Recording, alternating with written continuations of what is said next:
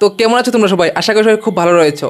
তো আজকের এই ভিডিওটা আমি স্পেশালি বানাচ্ছি যে আসলেই কি ভাই এশিয়ার দ্বিতীয় সবথেকে ভালো পেস অ্যাটাক বাংলাদেশের।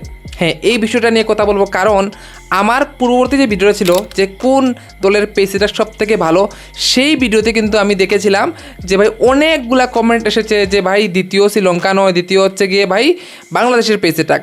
তো আমি ভাবলাম যে চলো তোমাদের সাথে একটু ডিসকাস করা যায় ফুললি যে আদৌ কি বাংলাদেশের পেস অ্যাটাক সবথেকে সেরা নাকি কি। তো সেটা নিয়ে আমরা কথা বলবো। তো প্রথমে বলে নেই, অনেকেই কিন্তু এই কোয়েশনটা রেখেছে যে বুমরা ছাড়া কি ভাই ভারতের পেস অ্যাটাক আর কে আছে বলো। আমি বলছি ভাই একটু গিয়ে নজর দেখে আসো, হরদীপ সিংয়ের রেকর্ডটা দেখে আসো ভাই, টি-20তে কী করেছে ও। শুধুমাত্র আমি আইপিএলের কথা বলছি না, একটু খবর নিয়ে আসো যে ভাই টি-20 ওয়ার্ল্ড কাপ থেকে ধরে বড় বড় সিচুয়েশনে কি করতে পেরেছে, এবং প্রত্যেক ম্যাচে প্রথম ওভারে ভাই উইকেট একটা তো পেয়েই যায়। তো সেই দিক থেকে বিবেচনা করলে হরদীপ সিং ভাই আমার মতে অনেক ভালো পেসার। ওকে কেউ তো রেট করে না, কিন্তু ভাই ও কিন্তু তার দারুণ কাজ করে। তো ভাই দেখো, যে কোনো টিমই দুইটার থেকে বেশি তো তিনটা ভাই পেসার খেলাবে না, আর ইন্ডিয়া তো দুটাই খেলাবে, ঠিক আছে। তো হরদীপ সিং, বুমরা এবং লোকে হার্দিক পান্ডিয়া, বলো তো দেখি ভাই আর কি চাই। হার্দিক পান্ডিয়া যে কোনো সময়, বিশেষ করে মিডল অর্ডারে এটা দারুণ বোলিং করে যায়, কিন্তু হার্ড লেন্থের বোলিংও করে থাকে সাধারণত, ঠিক আছে।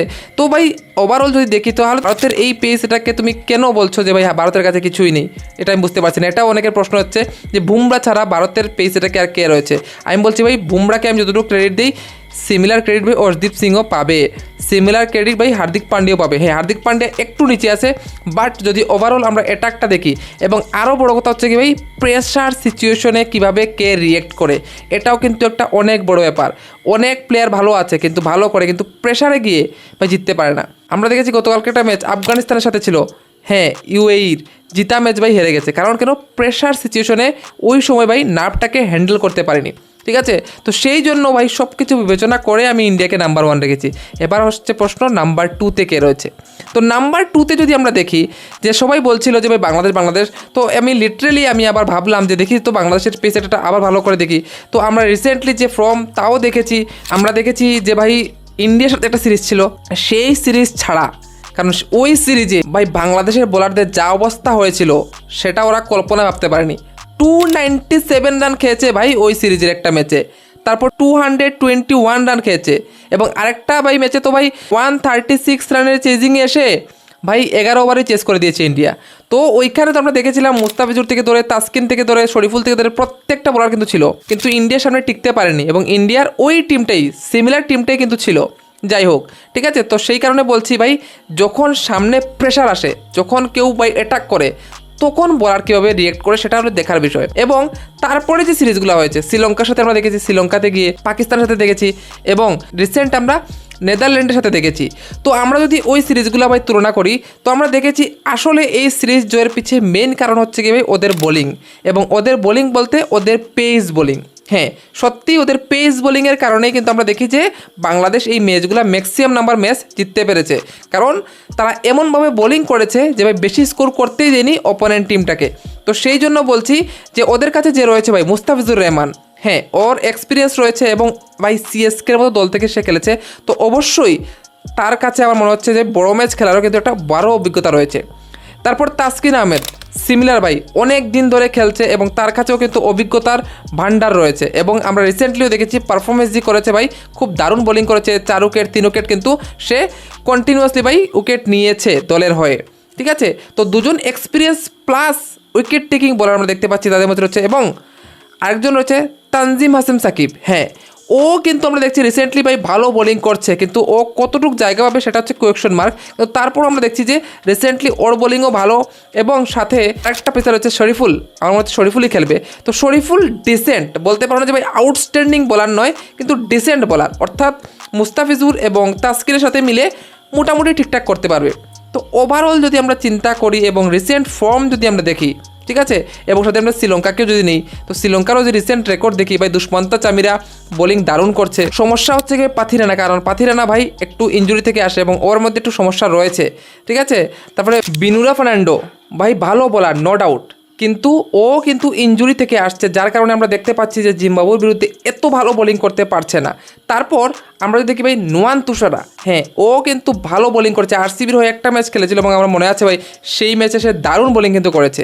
তো যাই হোক, ওদের পেস অ্যাটাকটাও কিন্তু দারুণ, কিন্তু কিছু ইনজুরির কারণে এবং বিশেষ করে মাথিসা পাথিরানার ভাই ওই যে বলগুলা বললাম না, যদি হোয়াইট শুরু হয়ে যায় তাহলে ভাই লাইন লেন্থের একদম 12টা বেজে যায়। তো সেই দিক থেকে বিবেচনা করলে এবং এক্সপিরিয়েন্সের দিক থেকে বিবেচনা করলে কিন্তু আসলে নাম্বার 2তে কিন্তু বাংলাদেশকে রাখা যায়, যেটা ওরা বলেছে। আমার অনেক কমেন্ট এসেছে, তো সেই কমেন্ট দেখে আমি ভাবলাম ভাই পুরোপুরি গাঁটলাম, দেখলাম যে ভাই কী রয়েছে, পুরো অ্যানালাইসিস করলাম যে কী আসলে বিষয় কেমন যাচ্ছে, কার কেমন। তো পুরো আমরা ডেটাটা দেখে আমার মনে হচ্ছে যে না, হ্যাঁ আসলেই সেকেন্ড পজিশনে কিন্তু বাংলাদেশের পেস অ্যাটাককে রাখা যায়। তো আরেকটা কথা মাথায় রাখতে হবে, শুধুমাত্র পেস অ্যাটাক দিয়ে কিন্তু ভাই ম্যাচ জিতে যায় না, তোমাকে ব্যাটিং ভালো করতে হবে। বাংলাদেশের ব্যাটিং কিন্তু অনেক দুর্বল, ঠিক আছে। তো সেই দিক থেকে তুলনা করে ভাই আমি বলছি যে হ্যাঁ নাম্বার 1-এ এখন আমার মনে হচ্ছে যে ভাই ইন্ডিয়াই রয়েছে এবং নাম্বার 2তে আমি বাংলাদেশকে দিচ্ছি। এবং নাম্বার 3তে যে প্রশ্নটা আবার আসবে যে নাম্বার 3তে কাকে দেওয়া যায়, কারণ দেখো পাকিস্তানের পেসেটাও কিন্তু হ্যাঁ বলতে পারো যে ভাই হারিস রফ রয়েছে, শাহিন শাহ আফ্রিদি রয়েছে, হাসান আলী রয়েছে, ফহিম আশরাফও রয়েছে। তো ওভারঅল যদি আমরা দেখি এবং চিন্তা করি তাহলে ভাই পাকিস্তানের বোলিং লাইনআপটা এতটুক ভাই খারাপ নয়, কিন্তু ওদের কাপ্তানও বলেছে ভাই ডেথ বোলিংয়ে ওদের একটা অনেক বড় প্রবলেম রয়েছে। এবং শাহিন শাহ আফ্রিদি যদি ভাই আপফ্রন্ট উইকেট না দিতে পারে তাহলে এই বোলিং অর্ডারটা একদম দুর্বল মনে হয় ভাই, এমন মার খায় না কি বলবো। তো সেই দিক থেকে তুলনা করলে আমি ভাই শ্রীলঙ্কাকে একটু এস দিয়ে দিচ্ছি এবং 3 নম্বরে বসে দিচ্ছি শ্রীলঙ্কাকে এবং 4 নম্বরে রাখছি ভাই আমি পাকিস্তানকে।